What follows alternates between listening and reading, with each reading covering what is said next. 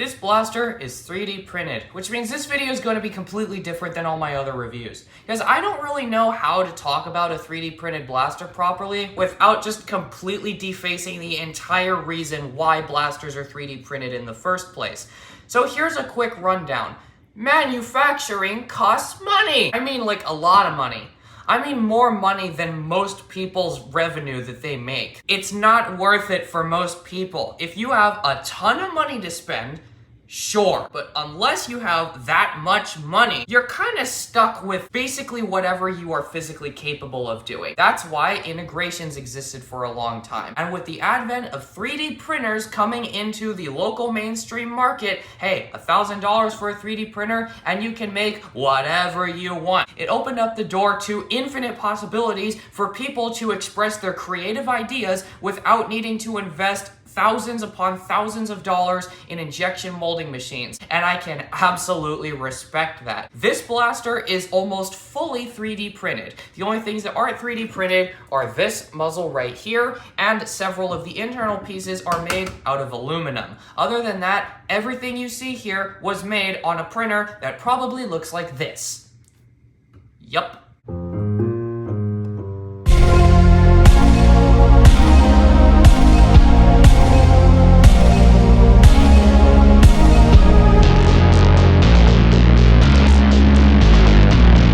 This right here is the Caliburn Model 4. This is created by Captain Slug, and I'm not sure what year it released in, but I think it was 2022, because I saw it in 2022, and then I got this one in 2023. Why did it take me 2 years to review it? You guys are gonna find out. So it's not really fair to compare this thing to something like this, which is basically the same thing, except this one is actually injection molded. This is the Warhammer. I'll do a video on this later. And in no way am I going to be comparing these two blasters when it comes to the physical build and things like that, because this is gonna be superior. Everybody knows that. This blaster is just made with better stuff than any form of filament could ever come near. But what I am going to be comparing these two together is with actual design ideas and details. Like things that could have been done on this, but were done on this instead.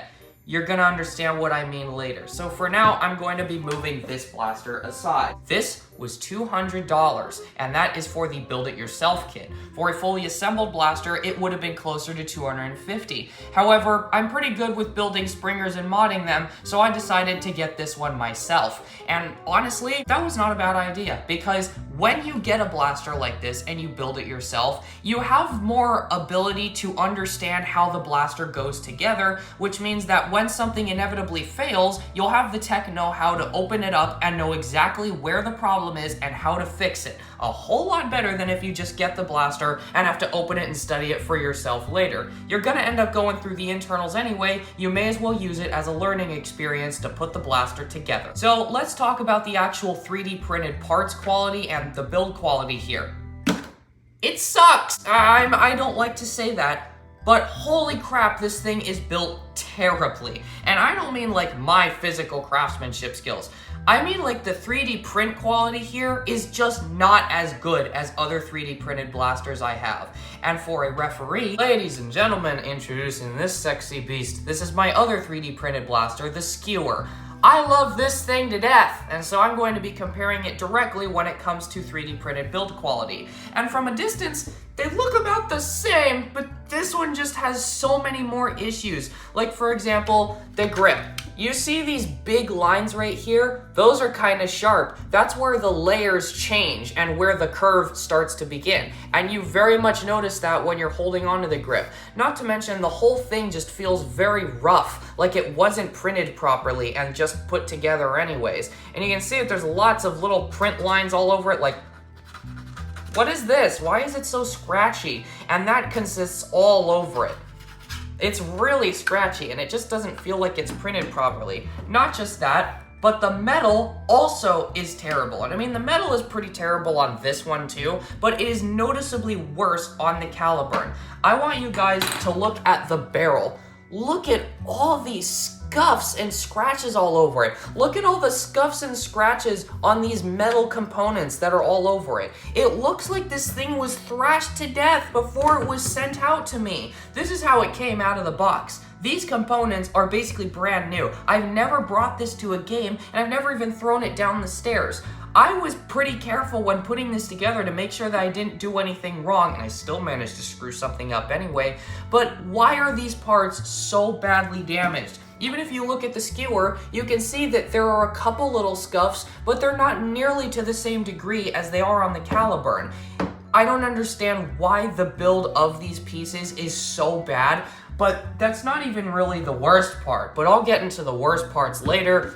Let's talk about the actual design here. I like it a lot, and there's a reason that this blaster is so popular, even with people who don't want to print extensions for it. It's because it looks good. It looks like a pseudo rocket launcher, but also a sniper rifle at the same time. Like this big back end that contains the clear plunger tube and the big spring just look amazing. And the whole front end just kind of being this red rail with the front muzzle up here that's all skeletonized and the priming handle just kind of floating on these big metal bars. It looks really, really nice, and I can absolutely applaud the way that this blaster looks, until you realize that this design here was designed more for form over function. And this kind of transitions onto the ergonomics, because this grip right here isn't too bad, but it should be bigger, at least in my personal opinion.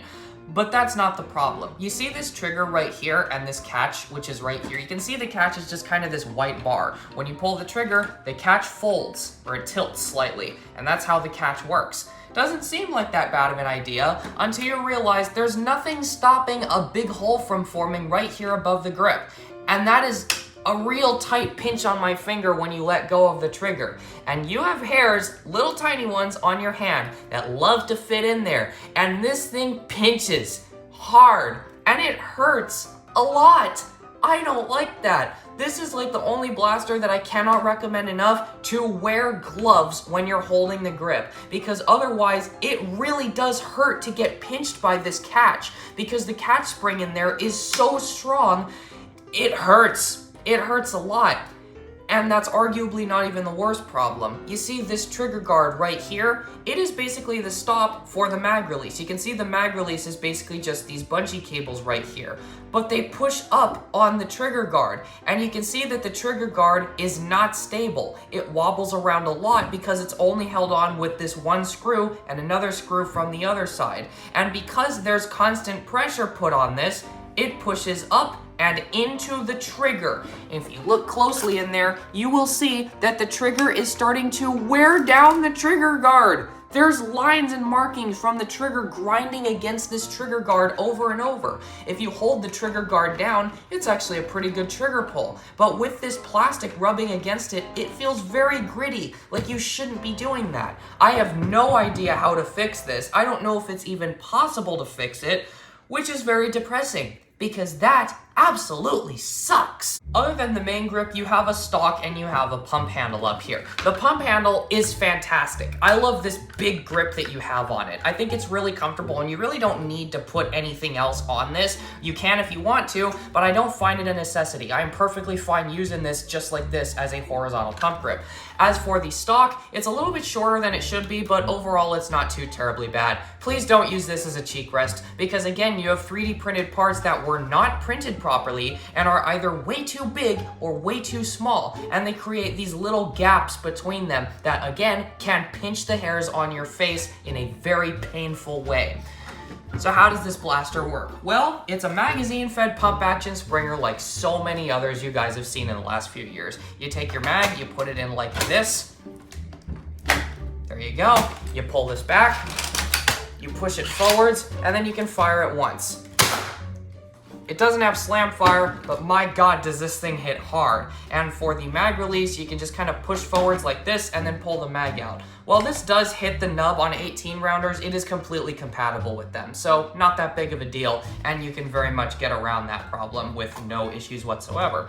The only real problem I can see is how tight the mag well is. It is very difficult to put mags in, but it is relatively smooth considering how rough the inside of the mag well is due to it being 3D printed.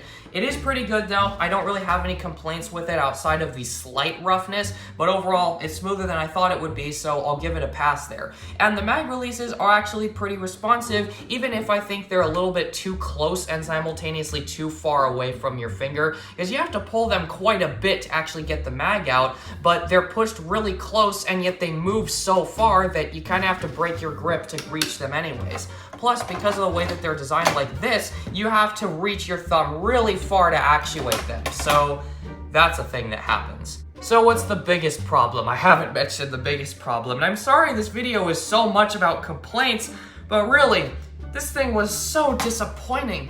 Simply put, I can't keep this thing together for more than 5 minutes. Screws back out constantly. It just falls apart. This blaster falls apart so much that I have to constantly re-thread locker it. And I mean, that's what you guys are probably thinking. You didn't thread locker it, hey? You should thread lock the blaster when you put it together. I didn't the first time. I fixed that later, and it still falls apart, even with the thread locker. I would have had to use permanent thread locker in order to get this thing to not fall apart. And I don't want to have to do that because I want to be able to maintenance my blaster. And if you guys still think that this is somehow my fault, this blaster has no thread locker on it whatsoever, and not once have I ever had any part come anywhere near falling out. And this blaster has had well over 1,000 rounds put through it in testing, so it's not my fault. I have been abusive with this skewer, and I've never had any parts fall apart other than the priming handle de-threading, which is a common issue with these. And the reason you can't put thread locker on that is because you need to be able to take this off to access the spring. So that's a problem I'm able to forgive. But this blaster, even arbitrary screws that don't move just come de-threaded all the time. The priming handle up here constantly needs to be resecured. I had to retighten this just now. Look how much I have to move the freaking... I barely touched this from the last time I fired it to this when I'm filming it right here. Why in the hell are the screws loosening? Is really the air conditioner so aggressive that it's causing this to vibrate enough to cause the screws to come out when they have thread locker on them? There's no excuse. There's actually no excuse. I don't know if this is just my model or if this is a common problem with these, but it made testing this an absolute pain in the ass because I could never get more than like 5 magazines in before something catastrophically went wrong. The plunger head here is connected with 2 parts with a metal screwed in piece in the middle, and that metal screwed in piece randomly jettisoned out the barrel when I took this blaster apart. Not even when I took it apart. When I fired it once, that metal piece fell out of the barrel. I'm not even joking. It just fell right out. Are you kidding me? Are you insane? Why is that a problem? Why is it designed with a big piece of metal that sticks out? Like, if I prime this again, there we go. You can see there's a big piece of metal in there. And when I fire it, you can see that big piece of metal push forwards. It just kind of pushes in there. And at any random point, that could jettison out again. Which means I have to disassemble the whole back end of the blaster to access that, to awkwardly screw it back together again with more thread locker, then put it back together and hope that it doesn't fall out again the next time. And it will, because that's happened 3 times. 3 times! And when it comes to taking this blaster apart, it's an absolute pain in the ass. You see how this spring is kind of bent in like a coil like that? That's not good, because as soon as you undo these screws, the stock jettisons off the back with a tremendous amount of force. That force is enough to make it very hard to hold the pieces of the shell together when you're trying to re-secure it. In order to put this blaster back together, I had to put it in a clamp. A clamp! Just to hold the very front muzzle end over here and the back of the stock together. And when I say clamp, I really don't mean it. The Caliburn is a big blaster.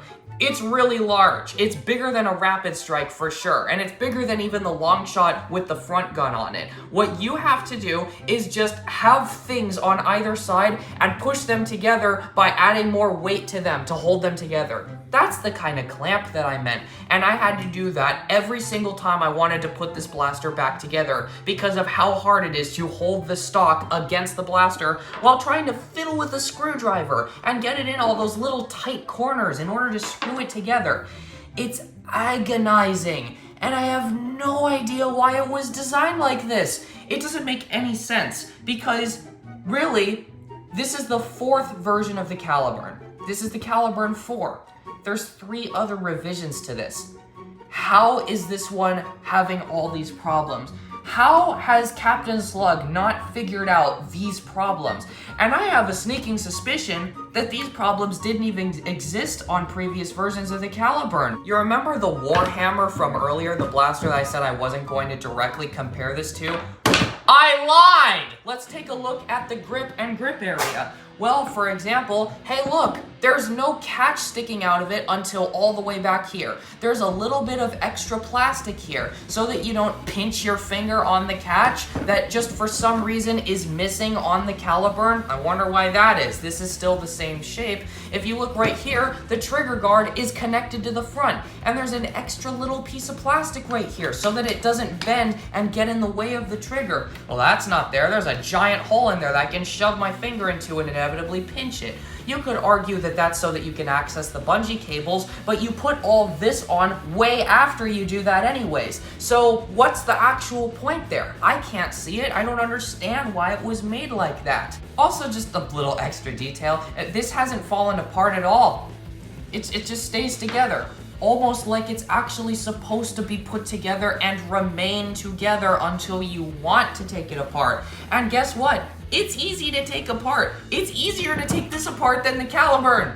Isn't the whole point of a 3D printed blaster that it's easy to disassemble and access all the parts? Why is the injection molded one so much easier to fiddle with than this one? Why? What kind of sense does that make? It literally doesn't make any sense in any stretch of the imagination. I cannot find any form of sense to make out of this. I just don't understand. It's almost like the springs aren't being actively compressed inside this plunger tube, which is the reason why this is bent and why it's so hard to keep the halves of the shell together. It's almost like I didn't have to sand off nearly a centimeter's worth of 3D printed filament just to get the stock to line up with the screw holes and the metal pins in here that it was supposed to work with, because this piece was printed so oversized that it just doesn't fit together at all. I know I'm complaining a lot, but I paid $200 for this! This is something that I should be able to use without having to print a whole bunch of extra components to replace the ones that were provided. And I know that's the reason why people buy the Caliburn, is because all these pieces are simply designed and modular. So you can print your own pieces and fit them in to replace the ones that the blaster came with. But when the ones that the blaster came with fail to make the blaster functional in a usable state, and even if it is functional, it's painful to use and sucks at its job, that's how I'm gonna review it. This is what was sent to me, this is what I am reviewing. If I were to add my own pieces, that would change this blaster from stock condition to an updated, modded condition, which I am absolutely going to do, because it is basically required just to get this thing to function. And that is very depressing. I don't like when you have to mod something to make it good, and this is a blaster that you have to mod to make good. It's already a $200 blaster. $200? Why do I have to mod it? Why do I have to mod it if I'm paying $200 for a pro 3D printed Springer that was made by someone who is in the hobby and has had tons of experience making this specific blaster? Why is it still so bad that I have to mod it? Why? The firing demo for this isn't going to be my new updated with the side-by-side because I recorded the firing demo for this months ago. So with that said, let's see this thing fire. Good. Is it in? Okay, it's in.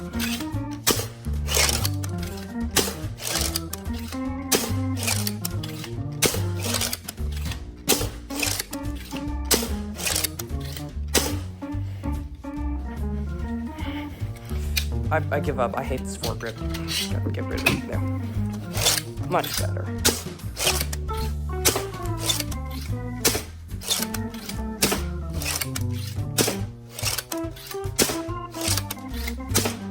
Phew. So what are the positives here? Well, modularity. Like I said earlier, you can do a lot with this shell. It is very modular, and you can take all this stuff off and completely fix it. You shouldn't have to do that, but you can. So that is a little bit of light in this thing's favor. Also, it looks amazing. I love the way that the Caliburn looks, and I will never get over it. Next, the prime smoothness. It's pretty good considering how much is going on here. And fourth, the performance is terrifying. Like, it's got a very light prime considering how hard this thing is hitting. This thing shoots harder than all my other blasters, including the Dart Zone Pro 4, which, besides this, is the hardest blaster that I have that shoots. So, there are things that I like about it. But if you are planning on just getting this blaster just to have it and use it, and you don't have a 3D printer, and you aren't planning on 3D printing a whole bunch of extra little things to put on this blaster to fix it and permanently thread lock it together so you can't take it apart, unfortunately, I cannot recommend that you guys take a look at this blaster. And that sucks, because a lot of people would like to say that this is a must-have Springer, and maybe it's just mine. Maybe some of you guys in the comments can say that yours works, and maybe you guys can give me guides on how to make this one work. But no matter what I've tried to do, it still sucks. And so I really can't say that this is a blaster that I think everybody should buy. If you do want it though, I will link the Out of Darts listing for this as the fully assembled blaster and the 3D printed parts kit and just the hardware parts kit and the everything together build it yourself kit in the description below. So you guys can see which ones you want and what you would like to build. Thank you guys for watching. I'm sorry that this video has taken such a turn. Also, what you will find in the description is an eBay listing for the Zuru Crusher. It will come with the chain. I just don't know where it is right now. But the blaster does come with the chain, and just like the Striker, works just fine, and it works perfectly, and I've used this blaster quite a bit. I will be putting my signature and my logo on it, just like I did with the Striker. So with all that said, if you do want it, go check the listing down below. I'll be selling this for relatively cheap. With all that said, thank you guys for watching. Bye!